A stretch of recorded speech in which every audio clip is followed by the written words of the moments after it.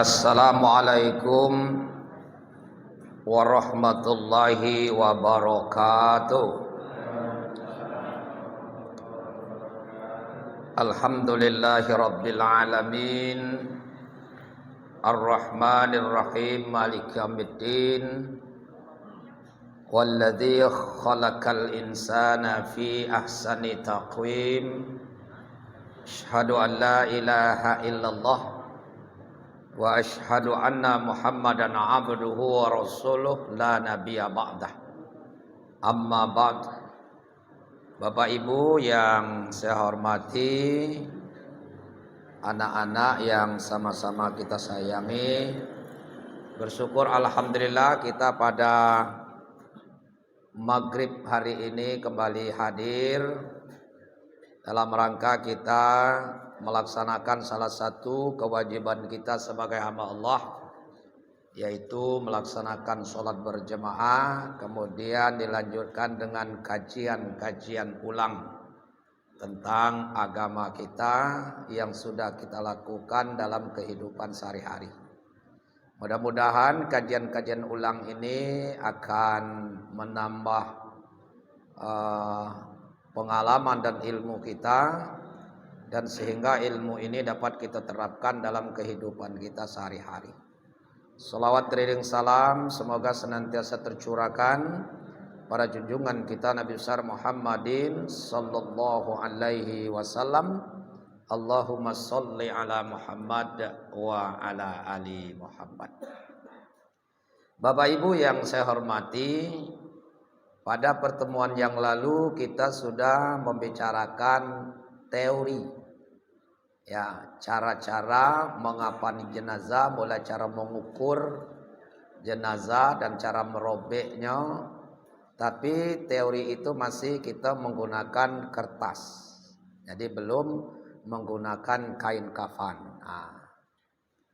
Nah untuk hari ini mungkin nampaknya pengurus belum siapkan, ya, insya Allah kata pengurus nanti bulan depan, kalau masih ya diberikan oleh Allah kesempatan, ya.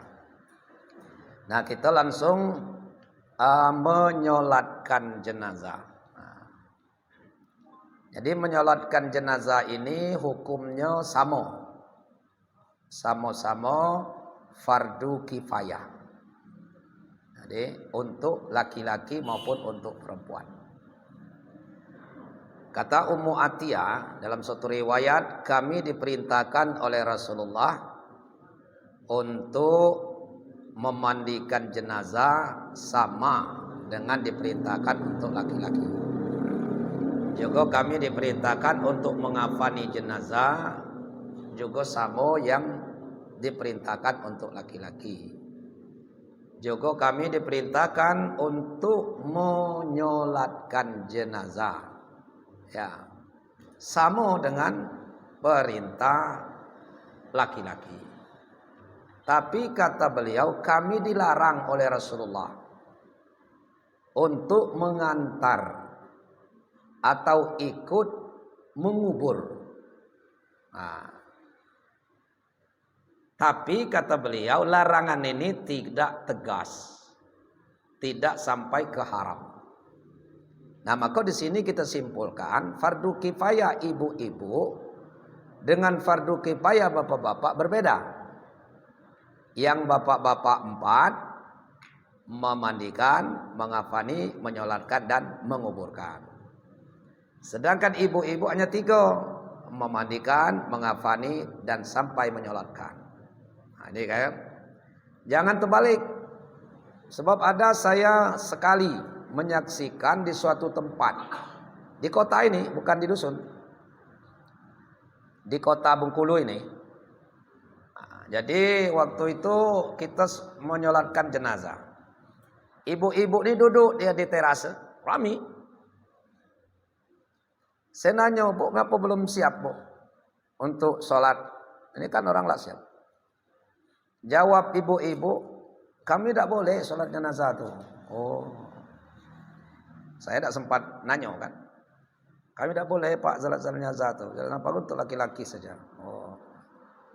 Nah, waktu sholat jenazah dia tidak sholat, tapi waktu ngantar jenazah pergi galau. Yang mak-mak tadi, itu terbalik tadi. Kan itu. Jadi Bapak Ibu sekalian, kalau menyolatkan tetap ibu-ibu tetap ya diperintahkan untuk menyolatkan jenazah. Tapi kalau untuk pergi ngubur, ya itu dilarang oleh Rasulullah. Tapi larangannya kata Ummu'tiyah tidak tegas. Maka para ulama kita menetapkan hukumnya adalah makruh. Jadi bukan haram, makruh. Jadi artinya kalau ibu-ibu berangkat ke kuburan tidak berdosa, tapi ibu itu tidak berpahala. Tapi kalau dia tinggal di tempat, tinggal di rumah, dia berpahala. Ya kan? Nyaman enggak? Ya. Daripada kita digigit nyamuk campur ragas. Lebih baik di rumah baik kan? Jadi itu pertimbangannya. Tapi maksudnya dari kado dia stres di rumah, dilarang, pas kita balik dia mati berkujut pula, lebih baik ikut. Kan itu. Jadi maka tadi aturannya tidak tegas atau larangan tidak tegas. Ini Bapak Ibu sekalian. Jadi yang pertama kita menyolatkan jenazah. Menyolatkan jenazah ini bisa berjemaah, bisa sendiri-sendiri. Maka Bapak Ibu sekalian, kalau ada di warga kita yang meninggal, sebenarnya segera kita mandikan, segera kita kafani, segera kita sholatkan. Ini kan? Maka bisa saja yang tadi sandai almarhum tadi yang kita bawakan, mungkin ada yang jam 5 tadi, sanak-sanak itulah berdatangan sini. Tapi mayat sudah dimandikan, sudah disolat, sudah dimandikan, sudah dikafani. Sudah, kami tidak akan ulang lagi maghrib kelak. Mungkin ada yang nak balik Tais, mungkin ada yang nak balik ke Payang. Kami mungkin tidak nunggu yang ngubur. Jam 5 berangkat. Jadi sholatlah dulu lah. Yang jam 5 ini tadi jangan langsung balik. Sholat dulu. Nanti baru secara rame-rame seperti kita tadi. Ya, dibawa ke masjid. Itu pas pula diambil waktu jemaah masjid. Jadi lebih makin banyak jemaahnya, makin banyak lebih baik. Kan itu. Kemudian Bapak Ibu sekalian, masalah sab itu sunat hitungan ganjil. Itu. Jadi hitungan ganjil. Jadi saking sunatnya ganjil itu begini. Seandainya kita ini ada 10 orang yang nyolokkan jenazah tadi. Yang mana baik apa sejajar panjang, apa kita buat sab. Ini lebih utama dibuat sab.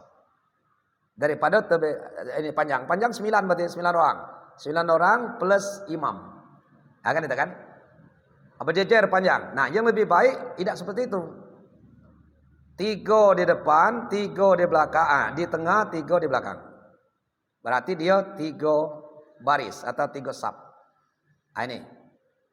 Atau dia 2 di belakang, 2 di depan, 2 lagi tengah, 2 di ini. Itu. Ini. Tapi kalau lagi 2 orang jamaah belakang apa pula? Kan. Jadi kesab jamaah lagi 2 kan? Itu. Jadi sab itu dikatakan sab itu apabila dia lewat dari 1. Kan? Jadi lewat dari 1. Jadi kalau seorang jawab, Pak kita bikin sab Pak. Barislah 3. Kan itu. Jadi kalau lewat 2, itu bisa dibuat ini 1 sab.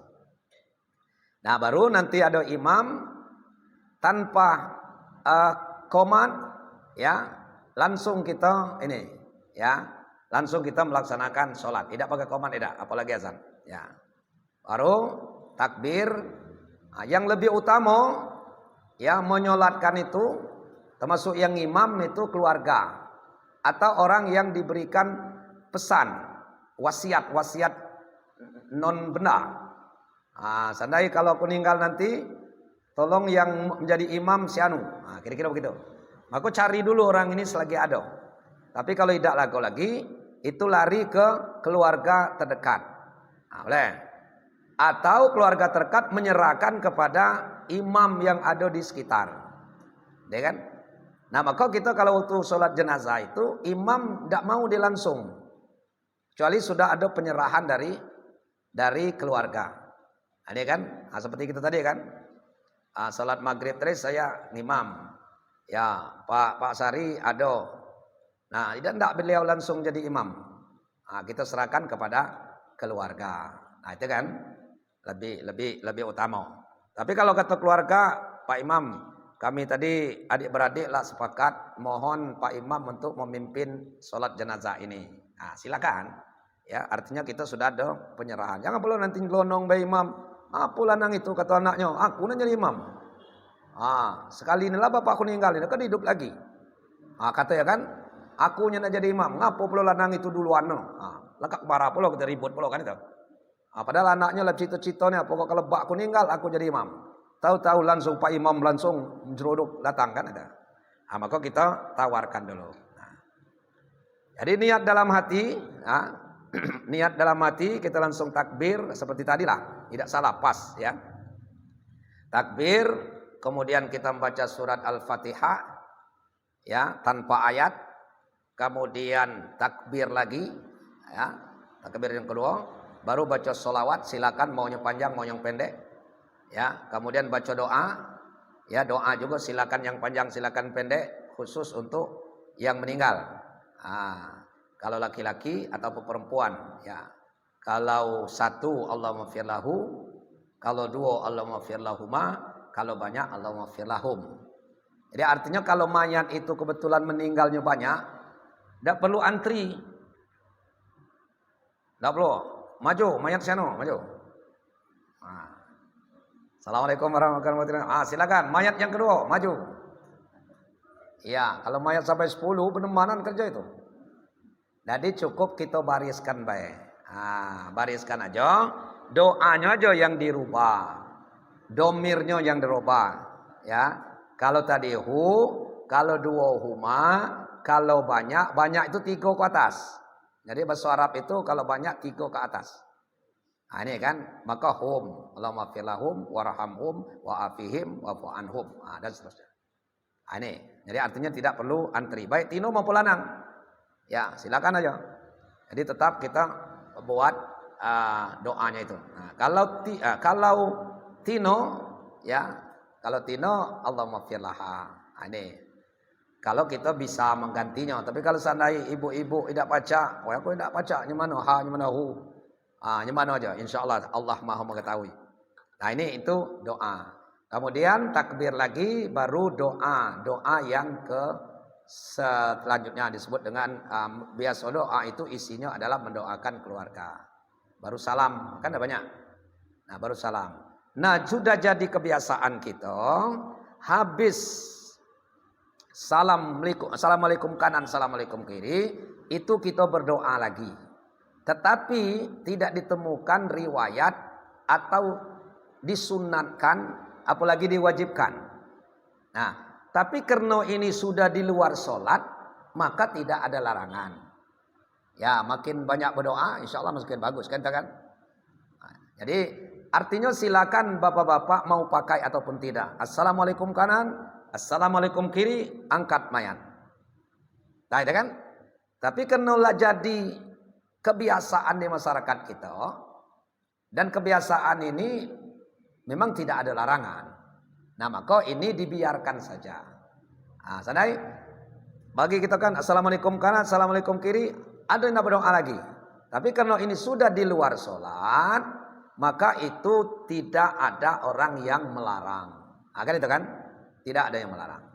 Yang disunatkan itu kita setelah habis ngubur. Ini kan? Ada. Sholat jenazah sudah selesai. Ya, silakan saya katakan tadi, andai kata Bapak Ibu sekalian habis assalamualaikum kanan, salam kiri, langsung Bapak angkat, tidak ada doa lagi, itu benar. Ya, tidak menyalahi, memang itulah yang sebenarnya. Kan itu kan?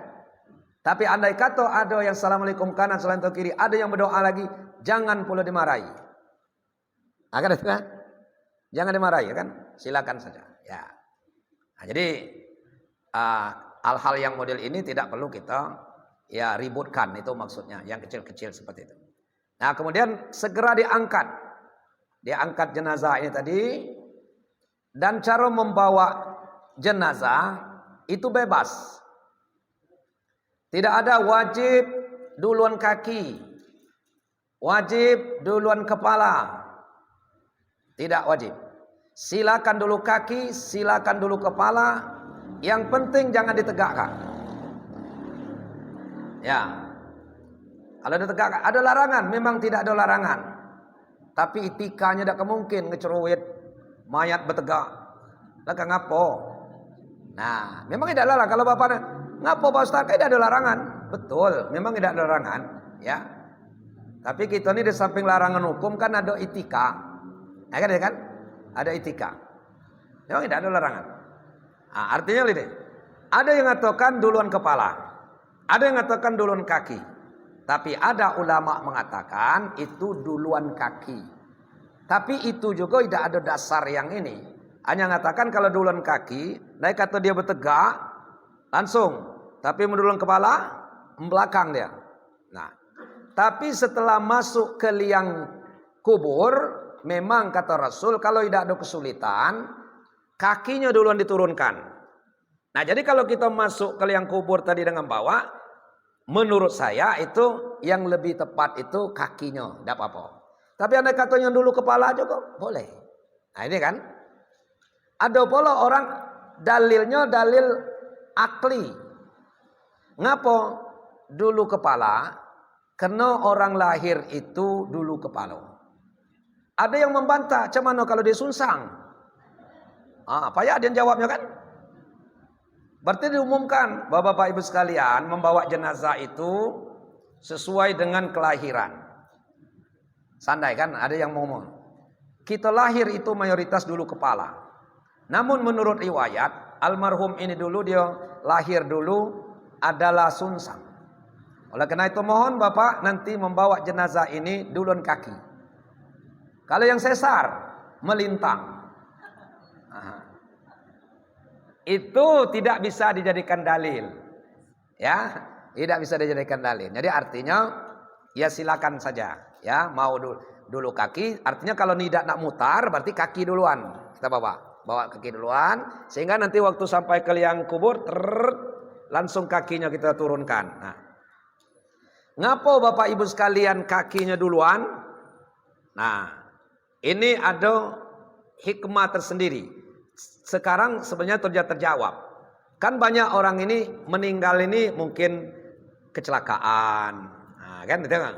Tadi sudah bersih, hidungnya sudah bersih, mulut sudah bersih, tidak ada lagi darah. Tapi lantaran ini kita seperti ini atau kepalanya kita tunggit kali ini, maka keluarlah air campur darah tadi melalui mulut. Sedangkan darah itu hukumnya adalah najis. Nah, kan itu kan? Nanti akan mengenai kain kapan ini. Tapi kalau di sini insya Allah tidak akan terjadi. Nah ini. Nah itu. Nah kemudian Bapak Ibu sekalian, waktu ngangkat jenazah dari rumah, tidak ada bacaan-bacaan khusus. Tapi karena kita melaksanakan suatu perbuatan, itu disunatkan untuk membaca bismillah, diawali dengan bismillah, perbuatan yang baik, maka kita angkat bismillahirrahmanirrahim, angkat. Nah, tapi banyak tradisi kita, ada yang mengucapkan dulu Fatihah, silakan. Ya, ada yang mengucapkan Fatihah sampai 2 kali, 3 kali, silakan. Ya. Nah, tapi yang perlu Bapak Ibu sekalian diingat, ada di masyarakat kita, waktu ngangkat jenazah itu disuruh nyuruh. Nah, ini yang perlu diluruskan. Ya. Jadi Bapak Ibu sekalian, ini tidak ditemukan di dalam Islam. Tapi saya pernah membaca buku, sehingga buku itu saya jadikan buku. Buku itu berjudul Tradisi Hindu yang dilakukan oleh umat Islam. Nah, jadi tradisi Hindu tapi yang melakukan umat Islam. Setelah saya perhatikan banyak sekali. Ya banyak sekali. Antara lain cara membawa jenazah. Bawa jenazah itu waktu kita diangkat itu anak cucunya suruh nyuruh. Ya, namanya berobosan mayat. Diberobos. Nah, apa gunanya perobosan mayat ini? Ternyata maknanya itu yang pertama itu bakti, merupakan tanda bakti akhir untuk anak cucunya. Jadi nyuruh lah dia tadi. Kemudian mereka beranggapan kalau tidak nyuruh, maka nanti dia akan mengganggu anak cucunya. Kalau istilah kita ngantu.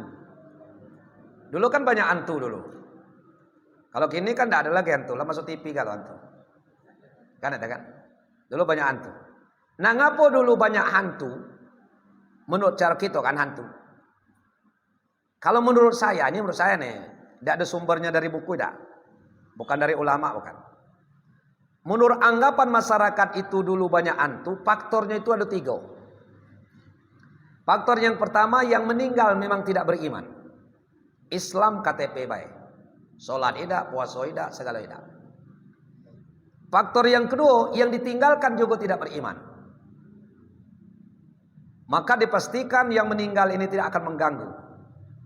Faktor yang ketiga, dunia dulu gelap. Mana ada lampunya? Padahal lampu lampu kecil, kaleng tu nah. Sebab serongkeng besar juga. Ini dah serongkeng, lampu dama, bukan dama. Kecil ni dia. Kira-kira begitu. Ya. Dah jadi yang namanya gelap, apapun yang bergerak seolah-olah hantu kalau. Ya, lipas terbang hantu. Cecak melompat hantu. Hantu kalau. Ada yang bergoyang-goyang dikit hantu. Bapak balik dari Jalo tengah malam hantu pula. Kenapa? Karena masuk rumah tidak pakai salam. Awak gelap. Kata ini pintu. Apa kata anaknya? Ma hantu. Oi nak, coba kasih senter. Kalau bak kau balik dah. Pas senter kena mata yo. Ai bak, aku pikir hantu. Kamu ngantu-ngantu ke bak, dasar kamu. Ya, disalah ke anaknya. Sebenarnya bukan salah anaknya, salah baknya nih an. Ngapa? Belum masuk rumah dia pakai salam. Coba assalamualaikum, walaupun gelap, itu bak balik. Dah kemungkinan nantu mengucapkan assalamualaikum. Kira-kira begitu kan. Jadi kalau masih ada ibu bapak ketemu nanti di masyarakat yang seperti itu, sebenarnya tidak ada ajaran bahwa kita itu nyuruh-nyuruh itu tidak ada.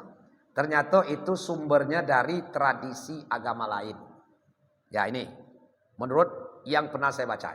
Nah bahkan bukunya itu ada dengan saya. Ya, kebetulan tidak dibawa. Ini, jadi itu namanya berobosan mayat. Jadi masuk. Nah waktu kita membawa jenazah tadi, kalau memang jauh, boleh pakai kendaraan. Boleh pakai ambulan. Tapi kalau memang dekat, boleh juga dipikul. Ya, boleh dipikul. Tapi etika. Andai kata kita tadi jenazah dipikul, mohon yang ngiringi jangan pakai kendaraan. Haram Pak, tidak haram. Tapi alangkah lemak kita pakai kendaraan, pakai motor kawan, mikul. Kan itu kan? Nah, hendaklah kita sama merasakan.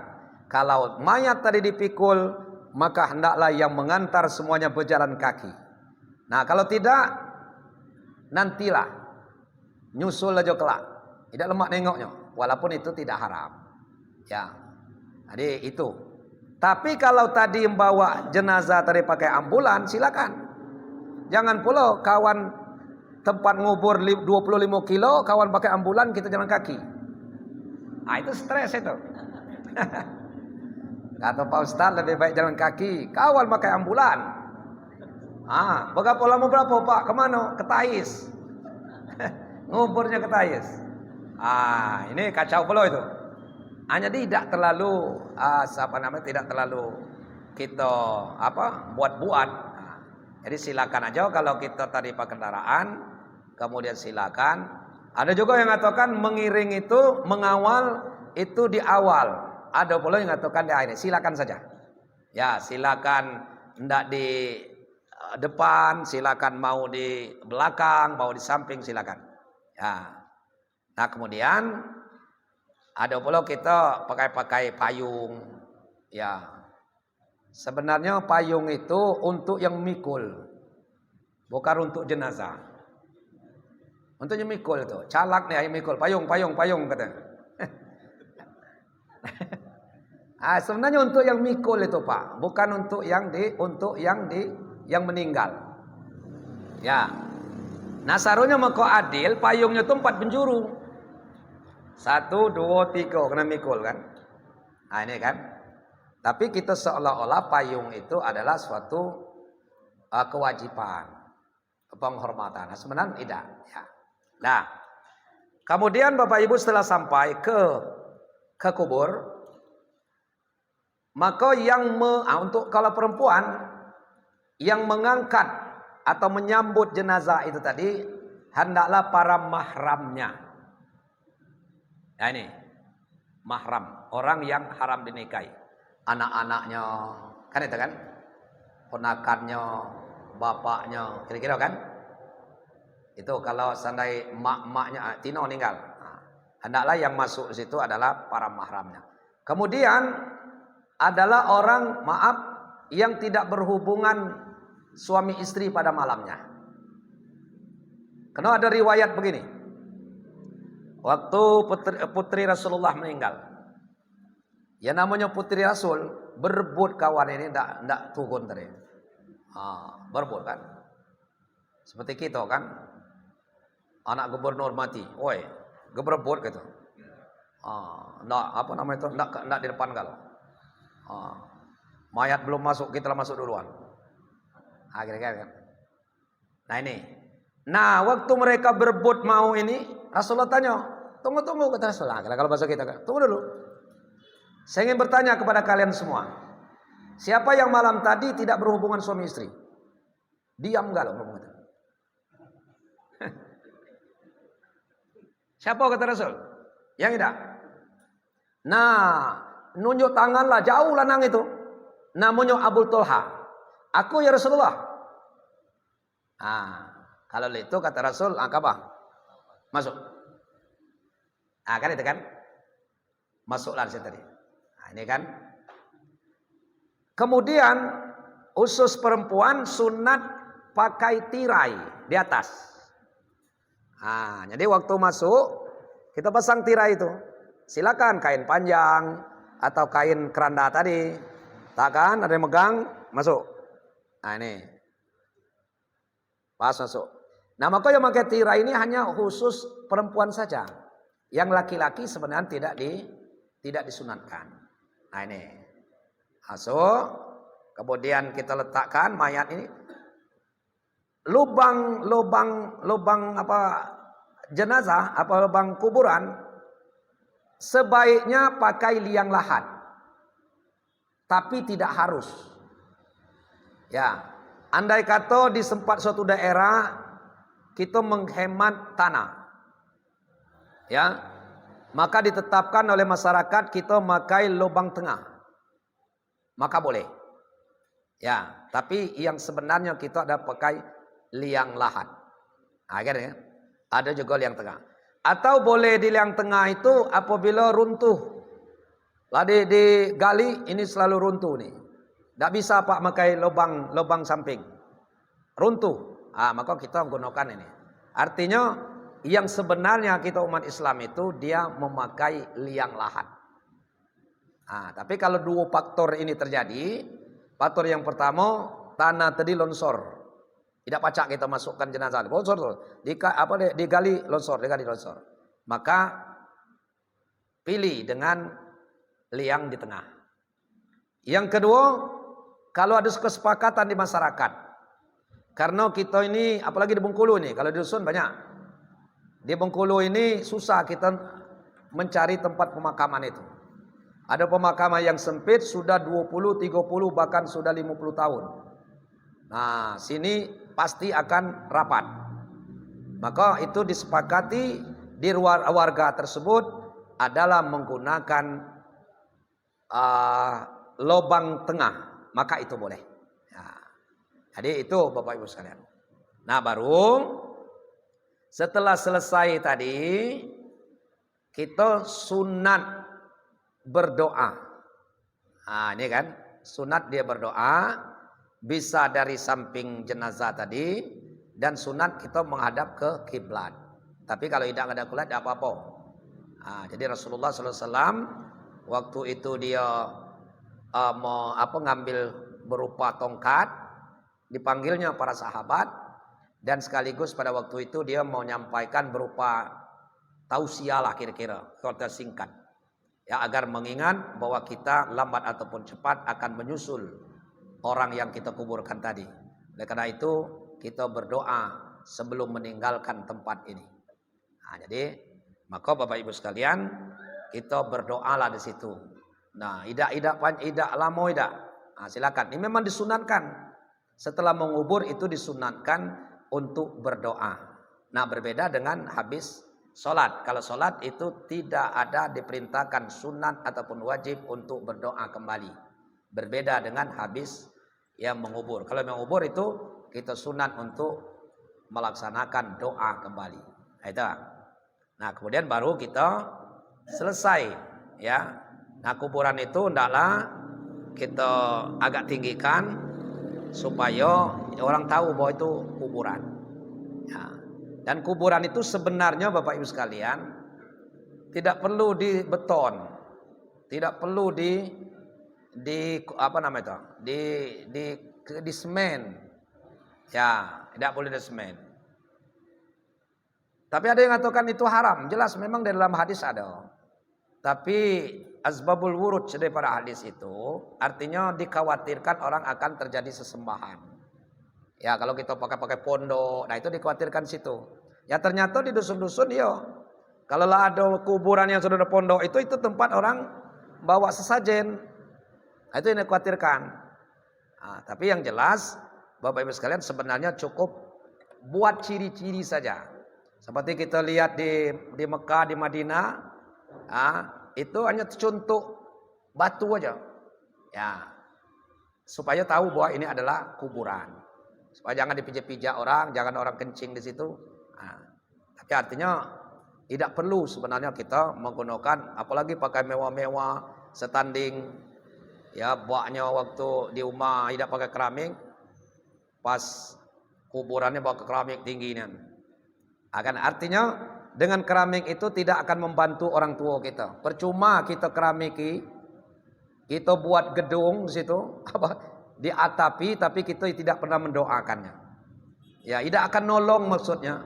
Tidak akan nolong, keramik itu tidak akan nolong orang tua kita. Nah, itu maksudnya. Nah, kita bentuk elok cemana tidak akan nolongnya, Pak. Jadi nolongnya itu hanya kita doakan.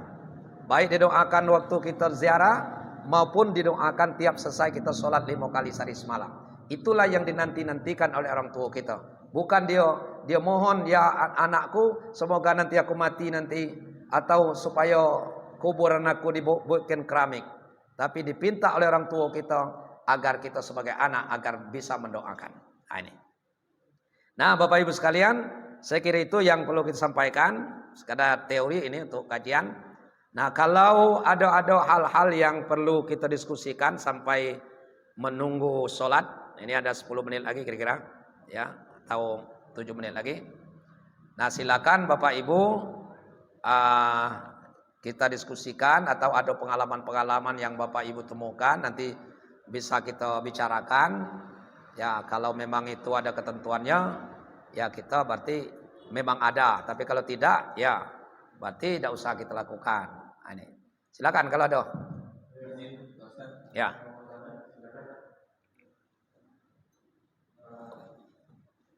Izin Pak, saya Pak RT 04. Mana? Itu. Ya. Silakan. Yang pertama yang saya tanyakan ini Pak berkenaan dengan tadi sholat jenazah. Jadi mengantar pemakaman. Jadi kalau nggak salah pernah saya dengar kita sebenarnya usahakan fardu kifayah itu sampai ke penguburan. Ya. Katanya kalau sampai penguburan itu dapat 2 kirot. Sementara kalau bagaimana untuk mendapatkan 2 kirot itu kadang orang enggak Ya. mengantar. Ya. Apakah kita termasuk bagian 2 kirot itu? Ya. Apa cuma 1 kirot? Ya. Yang pertama. Yang kedua, mohon maaf izin juga. Ini kalau gimana kalau seandainya si mayat itu semasa hidupnya minta dikuburkan di situ, berwasiat pada keluarganya. Kalau nggak dilaksanakan, apakah itu menyalahi aturan atau tidak? Sementara kan keluarga maunya mungkin tinggal di Bengkulu, cuma Ya. di tempat di luar kota. Mungkin cuma segitu aja yang Ya. Wassalamualaikum warahmatullahi wabarakatuh. Yang pertama, kalau ada orang meninggal, kita antarkan mulai dari sholat, kemudian sampai menguburkan, maka kata Rasulullah itu akan mendapat 2 pahala seti 2 kirot. Bertanya saudara sahabat, ya Rasulullah, apa 2 kirot itu? Langsung beliau nunjuk, itu nah, seperti Jabal Uhud. Nah. Namun kalau orang yang seperti hanya dapat sholat, ya dapat pahala gitu. Tapi tentu tidak sampai 2 kirot tadi. Ya kalau itu 2 kirot, ya 1 kirot berarti kan. Nah, kira begitu kan. Nah, jadi artinya tidak ada yang tidak berpahala. Karena kita habis mandikannya saja, dapat. Sampai menyolat, mengapani saja, dapat. Atau sampai melaksanakan sholat.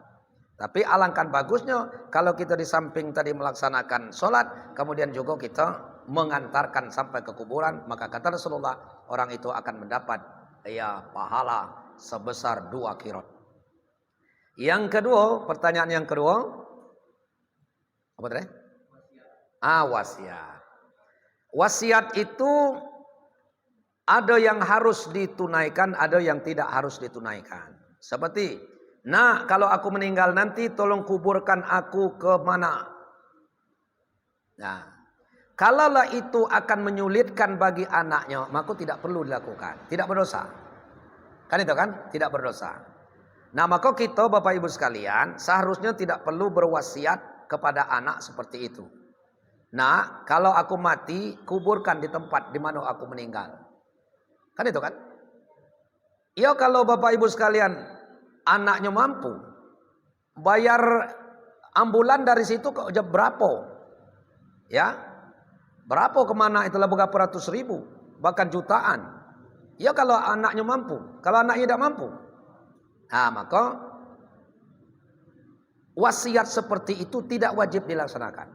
Ya tidak diwajibkan. Sesuai dengan keadaan kita. Tapi kalau kita memang tidak akan menyusahkan kita sebagai anak, lah kesepakatan pula kita adik-beradik, mungkin dulu emaknya tadi lah di dusun, kemudiannya meninggalnya suaminya, silakan saja. Tapi kalau itu akan menyusahkan dengan biaya yang lebih mahal, apalagi anaknya kurang mampu, maka andai kata anak itu tidak melakukan wasiat itu, tidak menjadikan dia berdosa. Nah, itu kan. Jadi bukan wasiat itu wajib kita lakukan. Bisa saja nanti itu akan menyusahkan kita sebagai anak. Itu aja kan? Ya, yang lain silakan. Ada? Silakan, Pak. Assalamualaikum warahmatullahi wabarakatuh. Waalaikumsalam. Pertanyaan saya yang pertama, ini kebiasaan saya lihat 7 langkah keluar rumah itu orang membaca Al-Fatihah. Itu wajib atau kebiasaan? Satu. Pertanyaan kedua ini agak nyimpang di luar tema. Ini dalam rangka menyambut tahun baru. Nah, menyambut tahun baru itu tahun baru internasional ini, Januari, itu ada yang mengatakan kalau menyambut tahun baru itu haram hukumnya. Ini mohon penjelasan. Pengajian, ayo pengajian, pengajian Datuk. Ada tuh pengajian. Oh, pengajian. Saya matikan lah. Ya. Itu yang saya lagi. Jadi yang pertama, waktu kita ngangkat jenazah baca 1 langkah bacaan Al-Fatihah. Saya belum ketemu. Itu hanya tradisi. Ya, lah payah akun carinya itu. Tidak ketemu, Pak. Termasuk yang ini tadi 30 tahun lebih akun cari. Yang nyuruh-nyuruh tadi. Maka aku tidak berani protesnya waktu itu, kejadian itu. Sehingga saya cari Bapak sekalian, dapatlah di buku Hindu tadi. Ya, dapat di situ. Oh, ternyata di sini. Ya.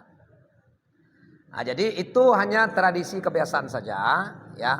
Tapi juga tidak dilarang. Ya silakan kita lakukan. Kemudian yang kedua tadi menyambut tahun baru. Ya. Ya, Satya. Ya. Jadi menyambut tahun baru, ya kalau kita katakan hukumnya haram, sebenarnya tidak boleh sampai situ. Ya.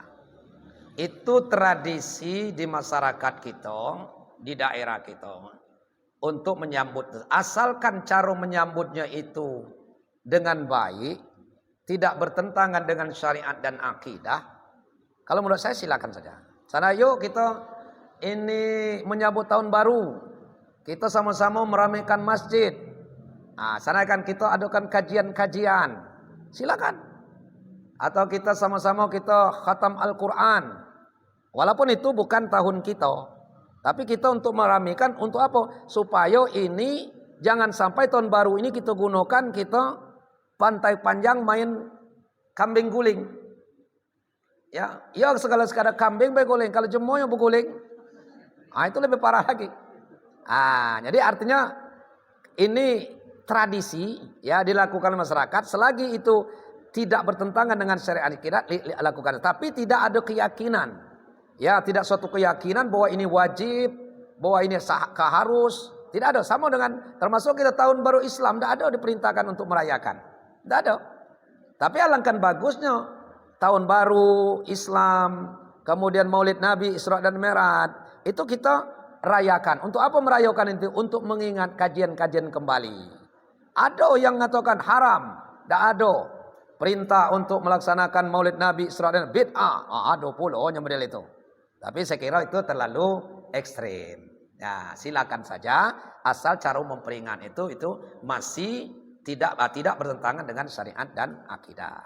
Tapi jangan pula tahun baru ini kita rayakan dengan yang tidak benar. Itu Pak. Jadi silakan, asal cara merayakan itu tidak bertentangan dengan syariat kita. Dan kita untuk muhasabah. Kira-kira kan. Lah habis tahun ini 2023, 2022 ini. Lah masuk 2003 nih, baru kita muhasabah dikit, mengintrospeksi diri. Macam mana yuk kita ramaikan masjid pada hari ini. Kira-kira begitu. Zikir. Saya kan ini meletup. Ngabis katanci tartur. Itu satu mubazir. Yang kedua, main api itu bukan ajaran agama kita, main meletup-meletupan itu. Kalau menurut saya itu lebih baik dihindari. Ya, tidak ada di nikah gitu. Yang jelas mubazir itu kelak dulu yang ngirokan yang bukan ajaran ke agama kita. Laka ngapo membakar duit, ini tak telutur, mengganggu orang. Jadi itu Pak ya. Jadi kalau kita isi ingin muhasabah diri karena tahun ini sudah habis, mari kita untuk mengintrospeksi diri kita dan kita buka kajian-kajian, zikir, berdoa bersama, ya silakan boleh. Itu Pak ya. Walaupun itu tidak ada perintah, ya. Ya silakan.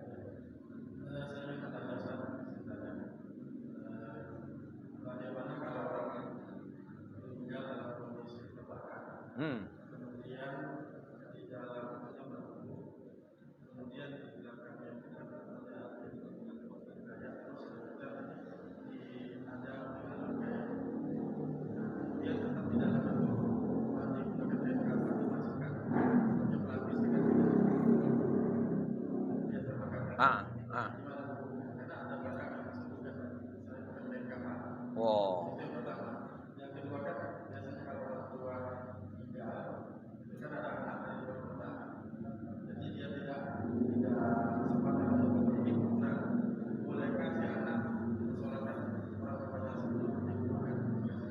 Ya. Yang pertama, kalau ada orang kebakaran ataupun dia terendam, lah membusuk, dibantu dengan plastik, ya, atau apa namanya itu yang, ini kan, yang kain jenazah apa, sarung jenazah itu, masukkan dulu di situ baru dikafani, boleh, bahkan itu dikatakan harus. Daripada kita langsung nanti akan menetes basah kalau tidak keruan kan, sehingga ngotori rumah, bawa di masjid akan mengotori masjid, dia akan baunya busuk. Maka lebih baik dibantu dulu dengan sarung ini jenazah tadi, baru kita kafani dengan kain kafan biasa. Atau sebaliknya dengan orang yang terbakar. Boleh kita bantu dengan alasan kapas, kita bantu dengan yang lain-lain, bukan kain kafan tadi, dengan kain biasa itu boleh. Bahkan harus. Ya, daripada nanti dia menetes di tikar, menetes di kasur dan lain sebagainya. Bahkan itu harus. Nah, itulah sebenarnya kita kapas itu sebenarnya guna itulah. Maka kapas itu bisa hukumnya wajib, bisa hukumnya tidak perlu. Nah, wajib kapan itu? Wah, ini orang mati berdarah, kena kecelakaan. Wah, ini masih terus kata bapak. Padahal ini sudah dicuci ini, masih juga keluar. Nah, ini maka guna kapas tadi disempal di lubang-lubang yang kira-kira bakal keluar. Nah, kemudian yang kedua pertanyaan karena waktu. Yang kedua anaknya mungkin Jakarta, kemudian orang tuanya meninggal, lah udah disolatkan. Bolehkah anaknya? Bukan boleh. Seharusnya. Jadi waktu selesai itu jangan diangkat dulu jenazah. Kira-kira kita. Dia lo diam sholat, lo kita tadi kan? Sudah sekubur. Tempat kuburan. Baik dia lalu dikubur ataupun setelah dikubur itu boleh dia sholat di samping, di samping kuburan tadi. Seandainya dia ini khusus yang terlambat, yang terutama anaknya tadi. Lah dikubur pak, boleh dia sholat di samping kuburan tadi. Walaupun ada sebagian ulama yang tidak membolehkan sholat di atas kuburan. Jadi kita di samping tadi kita sholat. Ini kan khusus bagi yang terlambat. Nah, atau mayat tadi belum dikubur, masih diletakkan situ. Kata anaknya tunggu, aku sholat dulu. Nah, itu boleh kita tunggu. Ya, itu untuk keluarga yang terlambat. Saya kira Bapak Ibu sekalian itu ya. Ya, itulah yang perlu kita sampaikan pada hari ini. Mudah-mudahan dengan penyampaian ada manfaatnya. Atas segala perhatian yang sudah ucapkan ribuan terima kasih. Lebih kurang mohon maaf. Billahi taufiq wal hidayah. Assalamualaikum warahmatullahi wabarakatuh.